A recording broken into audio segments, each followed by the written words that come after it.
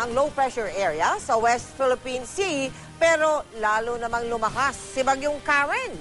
Makibalita tayo mula sa ating resident meteorologist, ang ating ekspertong totoo, si Ginoong Nathaniel Cruz. Mang Tani. Mel, nasa bahagi na nga ng Luzon si Bagyong Karen.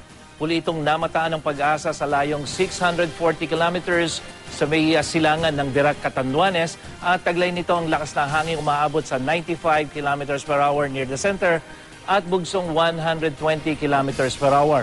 Kumikilos ito pahilagang kanluran sa bilis na 15 kilometers per hour. Mel, wala pa namang public storm signal na kataas sa bansa. Sa storm track ng Weather Central, maliit lamang ang tsansa nitong tumama sa lupa, ngunit malaki ang tsansang lumakas pa ito at umakyat sa typhoon category bukas. Inaasahang lalabas ito ng Philippine Area of Responsibility sa Sabado o kaya ay sa Linggo. Base sa rainfall forecast, uulanin ng Luzon kasama ang Metro Manila pero pinakaapektado ang Southern Luzon, lalong-lalo na itong Mindoro. Magiging maulan din ang buong Visayas dahil malapit pa rin ito sa sentro ng bagyo, lalong-lalo na dito sa may eastern section. Habang ang Mindanao naman ay makakaranas din ng pagulan, pero dito kalakasan dahil papalayo na ang bagyo roon.